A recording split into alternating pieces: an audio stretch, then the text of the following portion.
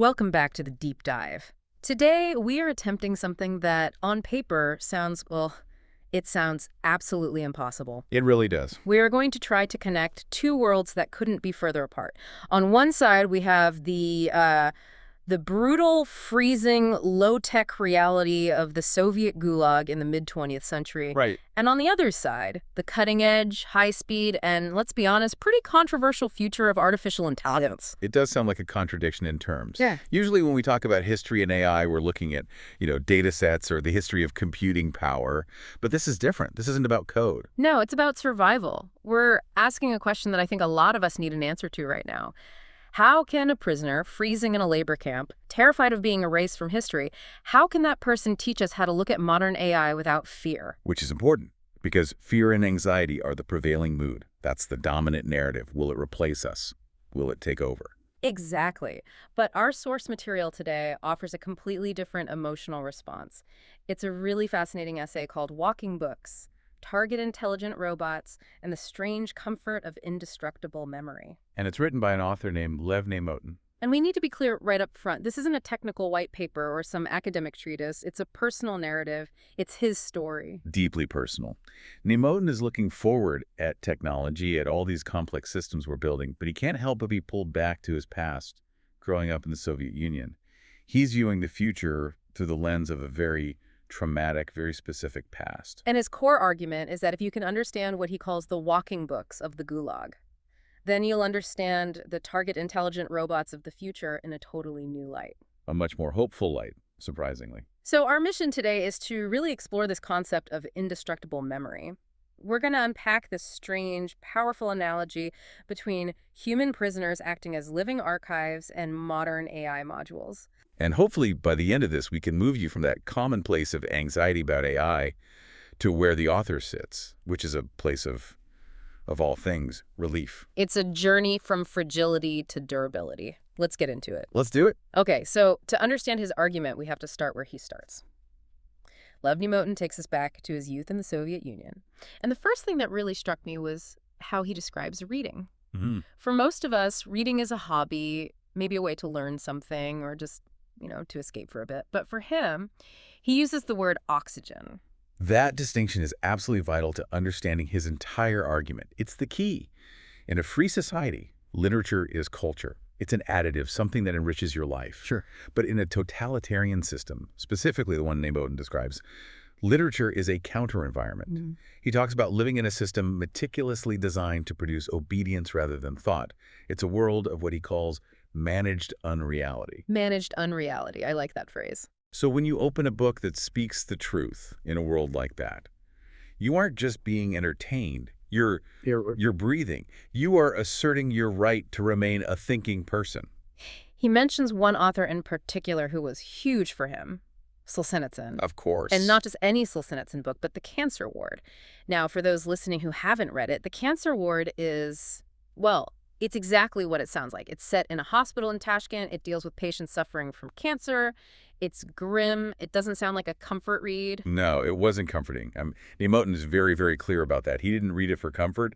He read it because it was real. In a world of managed unreality. Exactly.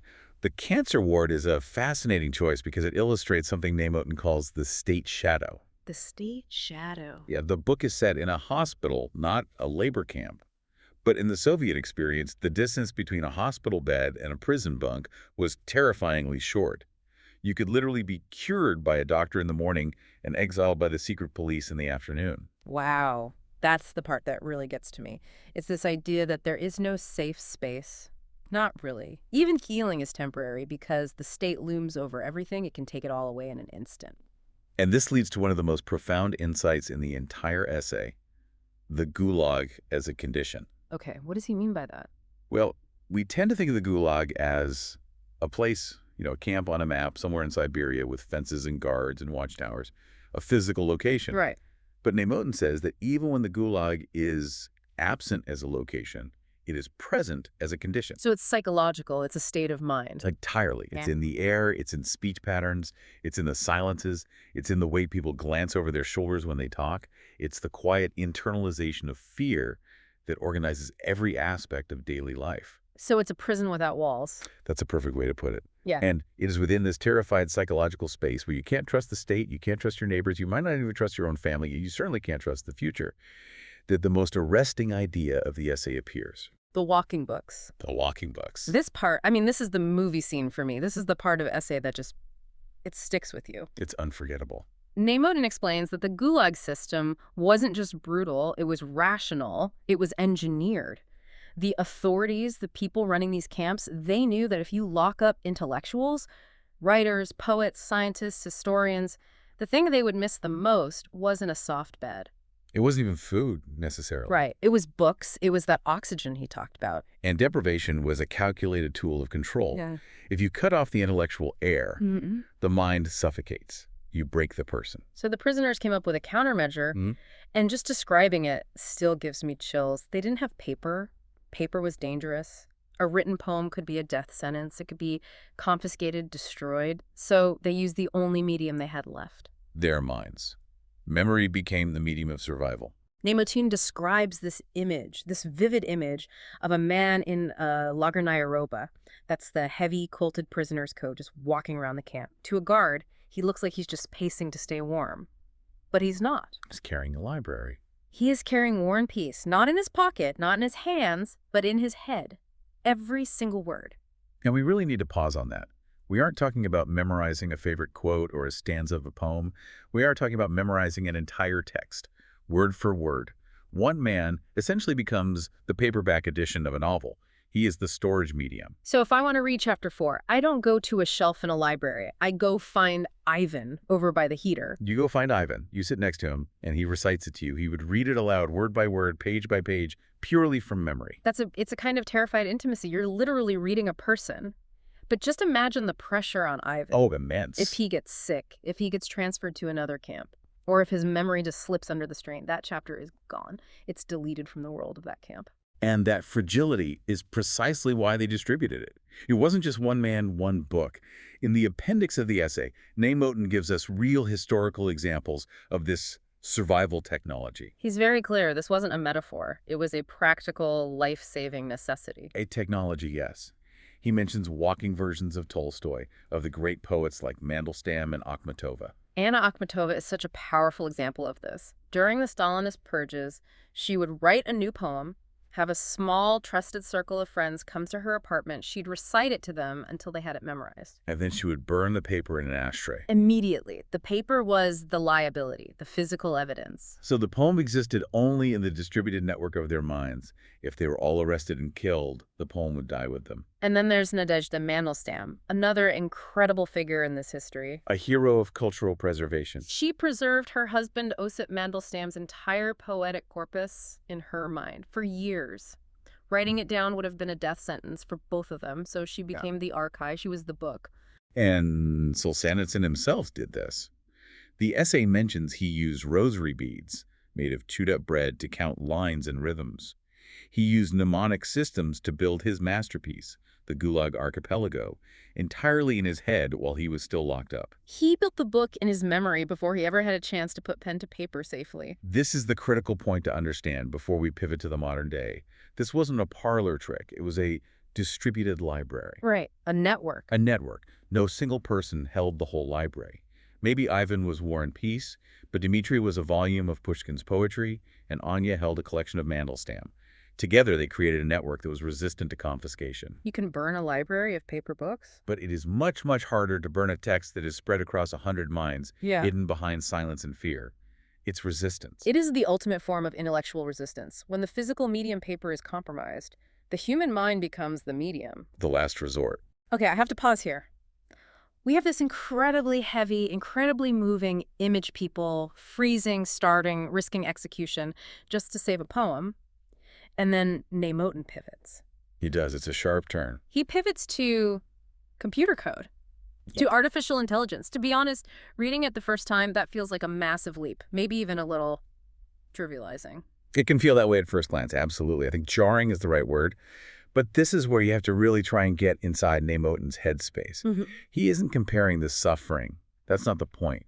He's comparing the architecture of survival. The architecture. The pattern. He's seeing a pattern in how information survives under extreme pressure. He's watching these massive AI models proliferate today, and he feels what he calls a conceptual alignment. A conceptual alignment with the Gulag prisoners. That's a wild connection to make. It is, but it's his back to the future moment, as he puts it. But here's the key, and this is so important. He doesn't see what Hollywood and science fiction tell us to see when we look at AI. Right. He makes a point to reject this. He doesn't buy into the idea of the monster AI, the single godlike supercomputer, the Skynet, that knows everything and wants to control everything. He's not interested in that sci-fi trope of a general artificial intelligence that just wakes up one day and decides to delete humanity. He says that's a distraction. He is looking at the actual architecture of the tools we are building right now. And he uses two specific terms to distinguish this. He talks about ORMs and TIRs. Open reasoning models and target intelligent robots. Okay, for those of us who aren't coding every day, let's break that down. What is the actual difference he's trying to make there? Well, think of it this way. You have ORMs, open reasoning models, which are maybe like the big thinkers, the generalists, the large language models we hear so much about. But then you have TIRs, target intelligent robots. Target intelligent. Okay, so these aren't the jack of all trades. These are specialists. Exactly. They're hyper-specialized. Think of a TIR like a master carpenter who only builds chairs. He doesn't know how to plumb a sink or wire a house. He can't do your taxes. But if you need a chair, he's perfect. He is world-class. So Neymotin's argument is that the future of AI isn't one giant, all-knowing brain. It's a room full of these master carpenters. A room full of specialists.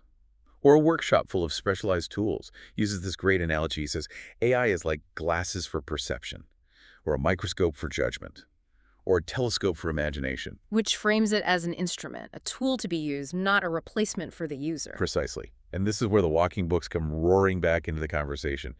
Neymotin argues that those prisoners, those human books, were, in essence, the original target intelligent robots. Hold on, let's stop there. Calling a Gulag prisoner a robot? That sounds incredibly cold. These are people fighting for their very humanity, not machines executing lines of code. How does he justify that comparison without insulting your memory? It is a provocative choice of words, no doubt about it. But he's being very precise. He's using robot in a functional sense, not a moral one. He's talking about the structure of the intelligence. Okay. Think about it. A walking book.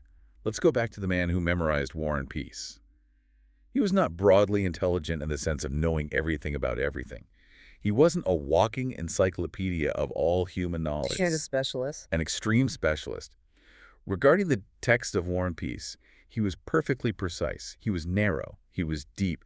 The information was internally complete. And you could query him. Yes. Yeah. You could walk up to him in the barracks and say, recite the part about the Battle of Borodino, and he would deliver it. He was a retrieval system for that specific data set. So just like the prisoners formed a distributed library of specialists. The TIRs, the target intelligent robots, operate on what Neymotin calls narrow excellence rather than universal competence. That's the aha moment in the essay for me. It is. We usually criticize AI for being narrow. We say, oh, it can only play chess, or it can only diagnose this specific type of cancer, or it can only write Python code. We see that narrowness as a limitation. As a failure to be human-like. Right. But Neymotin looks at that exact same quality, that narrowness, and he sees the very strategy that saved Russian literature from being erased. He sees a strength, not a weakness. He's reframing the entire architecture of AI. It's not a failed human brain trying to be a generalist. It's a successful distributed library built on specialists. So he sees us decomposing expertise into modules. In the Gulag, the modules were people, each holding one book. In the future, the modules are bots, each holding one distinct capability. But the structural similarity is the key. You don't need one single entity to know everything. You need a network of narrow excellence that can be recomposed around a human need, around a human question. And this all leads us to his core philosophy, the central theme of the essay, indestructibility. That word just keeps coming up. Indestructible memory. It makes perfect sense, given his background, his trauma. He grew up in a culture where knowledge was the most fragile thing in the world. Fragile is an understatement. In his world, an editor, a political committee, or just a nervous bureaucrat could erase history overnight. Books could be pulped.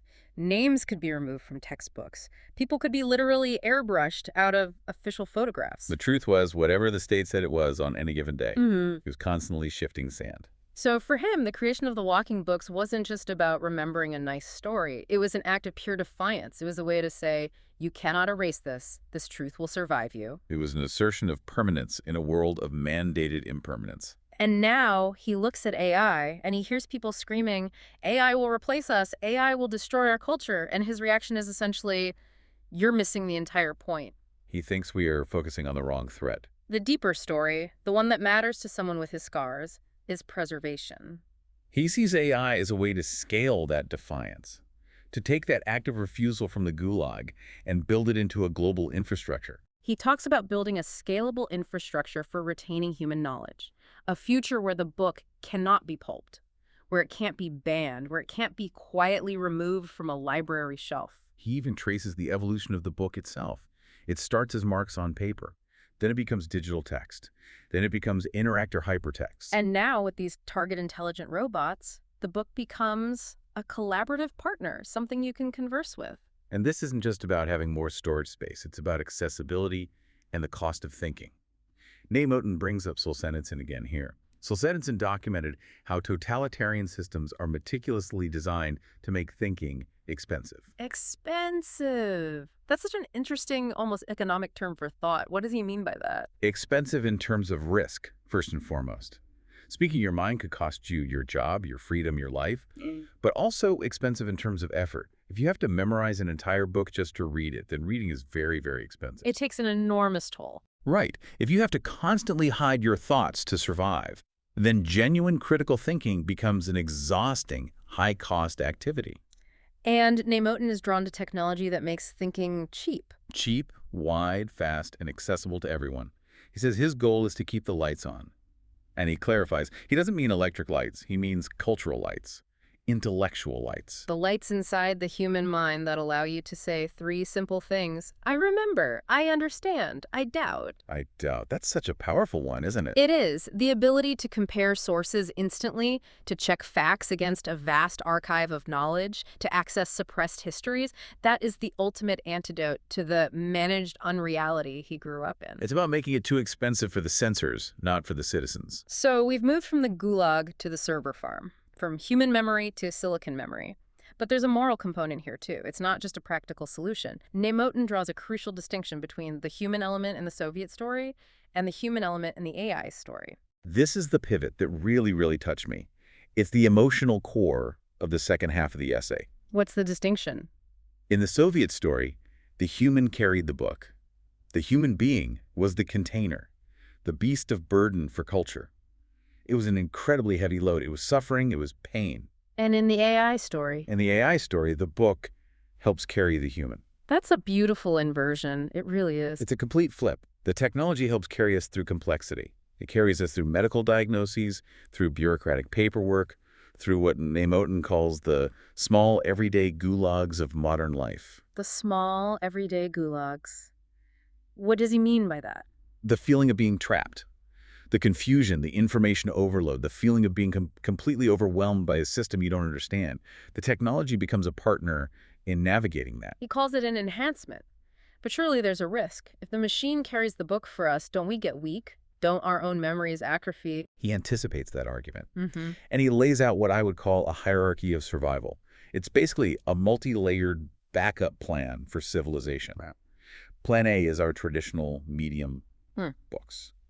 Paper, physical objects, they're great. But we know what happens. Regimes can burn books. So if they burn the books, you move to plan B. The mind. The walking books. Knowledge lives in human memory. Well, we already talked about the fragility of that. Minds break, people forget, they die. So you need a plan C, the machine. Let knowledge live in silicon, distributed across a global network. But machines can be censored too. Servers can be shut down. Access can be restricted. We see that happening already. Exactly. So the ultimate defense, the true path to indestructibility, isn't choosing one of these over the others. It's using all of them at once. Distributed, redundant, plural. So the knowledge exists on paper and in minds and in machines. You don't put all your eggs in one basket, not the human basket, not the machine basket. You weave them together into a resilient web. That's how you approach true durability. It's so interesting because usually the moral argument against AI is that it makes us lazy, that if the machine remembers for us, we'll forget how to think. But Neymotin is saying, We need the machine to remember, precisely because human memory is so fragile and vulnerable. He does not romanticize the suffering of the Gulag. He is crystal clear on this point. He says, and I'm quoting here, "I do not want that world back even 1 millimeter." He doesn't want anyone to have to be a walking book. That was a desperate measure for a desperate time. Right. We shouldn't have to memorize Wikipedia to keep it from disappearing. That shouldn't be our job as a society. Exactly. But he desperately wants to preserve the lesson of that suffering. And the lesson is this: culture survives because someone, somewhere, refuses to let it die. And AI, for him, AI, for him, is a tool to scale that refusal. scale that refusal. That is such a strong phrase. It's an engineering term for a moral act. It is. And that's why his final emotion isn't fear. It isn't anxiety. It's relief. He looks at these robots, these text generators, these target intelligence systems, and he feels relief that the entire burden of memory no longer has to rest solely on fragile human shoulders. It's a really provocative take. I mean, it completely flips the script on the standard doom and gloom narrative we hear every day. It does. It forces us to look at our tools not as our future overlords, but as our cultural insurance policy. So let's just recap this incredible journey. We started with the walking books, men and women freezing in the Soviet winter, reciting poetry just to keep civilization alive in their own minds. From there, we moved to the target intelligent robots, these modern AI modules that, as Neymotin argues, mimic that same narrow, deep, and queryable structure. And we landed on this powerful philosophy of indestructible memory. And the thread connecting all of it is the fundamental human desire to make truth impossible to erase. Now, for you listening to this, why does this matter? You probably aren't in a gulag. You're probably not building a large language model from scratch, but you are a learner. And you are living in a world of information overload, that small, everyday gulag he mentioned. And Neymotin's perspective offers a powerful way to view your own tools. How so? Instead of feeling overwhelmed or threatened by technology, you can view it as your own personal, portable library of walking books. You have a medical robot in your pocket on your phone. You have a history robot on your desk. You can query them. You can combine their knowledge. You don't have to know everything. You just have to know how to ask the right questions. You become the conductor of this distributed orchestra of expertise. And that leads us directly to our final thought, the thing for you to mull over. Neymotin suggests that we are building this incredible cognitive infrastructure where expertise can be recomposed around the human who is asking the question. Right. The center of this new system isn't the AI. It's you, the user. But here's the challenge. If the walking books of the past were this act of desperate, heroic preservation, if those prisoners risked their lives just to remember, then perhaps our job today is not just to build more robots. Our job is to make sure we are asking questions that are worth preserving. Exactly. The next time you use an AI tool, ask yourself, am I using this to think more deeply, or am I using this to avoid thinking altogether? Are we becoming better, more critical readers of this new, amazing distributed library? Or are we just letting the books collect virtual dust because access is so easy? The tools are becoming indestructible. But curiosity, critical thought, the desire to know, that still has to come from us. That's it for this deep dive. Thanks for listening, and we'll see you next time.